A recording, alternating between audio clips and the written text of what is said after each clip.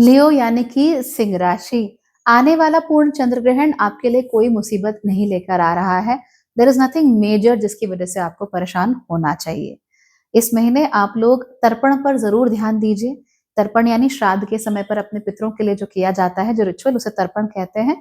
तो श्राद्ध पक्ष 8 तारीख से शुरू हो रहा है, ठीक एक्लिप्स के बाद। तो आप लोग पूरा पूरा ध्यान उसके ऊपर देंगे, ठीक है। ये भी याद रखिए कि अगर आप किसी भी कारणवश दूर हैं घर से, या कोई भी और काम है, या आपको लगता है कि नहीं मम्मी पापा है तो सही घर में, वो कर देते हैं सब कुछ, नहीं, ऐसे नहीं करना है। श्राद्ध की विधि में आपको भी बैठना है। जो भी योगदान आप दे सकें आपको जरूर देना है।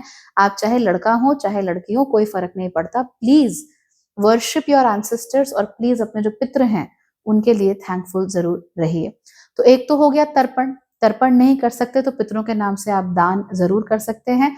दान किसी ऐसी जगह पर ही किया जाए जहां पर आपको पूरा यकीन है कि ये किसी अच्छे पर्पस के लिए यूटिलाइज होगा। सो ऑलवेज डू दान देयर ओनली।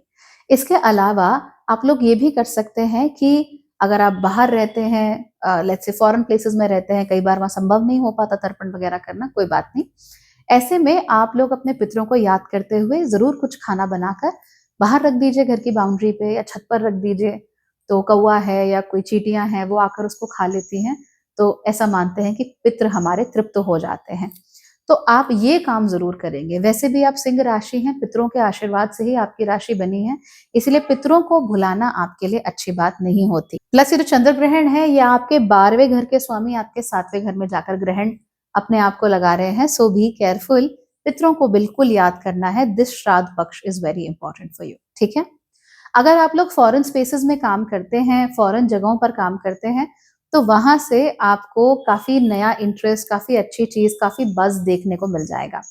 चाहे दुनिया की इकोनॉमी में कुछ भी चल रहा हो, आप लोगों को प्रॉब्लम नहीं होगी। So don't worry about it.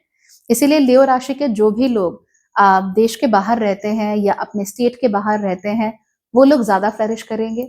इसके साथ साथ ही लियो राशि के वो लोग जो कि बाहर की कंपनीज में काम करते हैं, या जिनका मेजर सोर्स ऑफ इनकम ही बाहर से है, जैसे हो सकता है फ्रीलांसर हो तो सारा पैसा आपका यूएस से आ रहा हो, या आप किसी एमएनसी में काम करते हो जो बेल्जियम की हो, या फिर आपका बिजनेस ही पूरा का पूरा फॉरेन जगहों पर फैला हुआ हो, या फिर आप रहते ही फॉरेन कंट्री में हो, जो भी चीज है वहां से आपको अच्छे से अच्छे रिजल्ट देखने को मिलेंगे। इसलिए बिल्कुल भी परेशान नहीं होना एक्लिप्स की वजह से।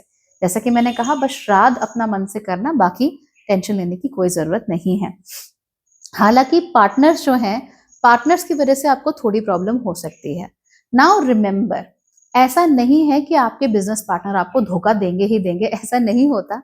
हाँ, ये जरूर हो सकता है कि आप अगर शादीशुदा हैं या आप रिलेशनशिप में हैं, तो आपके हस्बैंड वाइफ या बॉयफ्रेंड गर्लफ्रेंड थोड़ा टंटा ज्यादा करें, थोड़ा किचकिच ज्यादा करें, झेल लेना कोई बहुत बड़ी बात नहीं है।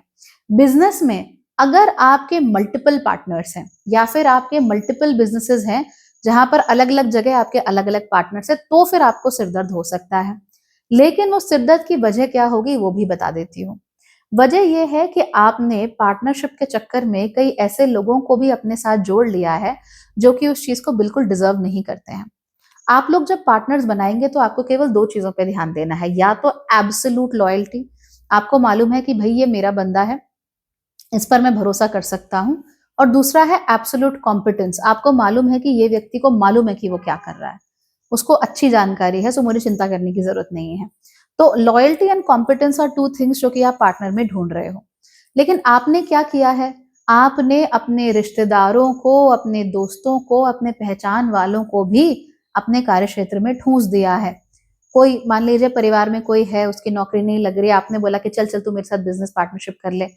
इट्स नॉट ऑलवेज गुड, हमेशा अच्छा नहीं होता। अगर आपको किसी ऐसे व्यक्ति को नौकरी देनी ही है या कहीं पर मदद करनी ही है, तो आप इस व्यक्ति को क्या कीजिए, नौकरी दे दीजिए instead of making them a partner. Because वो उसको डिजर्व नहीं करते, अपने बिजनेस की तरह ट्रीट नहीं करेंगे, तो मुसीबत तो आपको होगी। कल को अगर वो 1 2 3 साल में प्रूव करें कि हाँ भाई दे आर गुड इनफ, और वो आपके बिजनेस को अपना समझते हैं, और उनके अंदर वो कैपेबिलिटी है उस बिजनेस को समझने की, तब आप पार्टनर पे उनको एलिवेट कीजिए। लेकिन इंस्टेंटली आ जाओ तो मेरा भाई पार्टनर है, भाई भाई दोनों साथ मिले, ऐसे नहीं करना, बहुत नुकसान हो जाएगा। एंड ट्रस्ट मी, जब आप बिजनेस कर रहे हैं अपनी माँ तक को पार्टनर मत बनाइए तब तक जब तक आपको यकीन नहीं है that she deserves to be there and she will make the right decisions. I know it's very harsh to hear, but This is what you need to hear. So just go with it and have fun. Bye.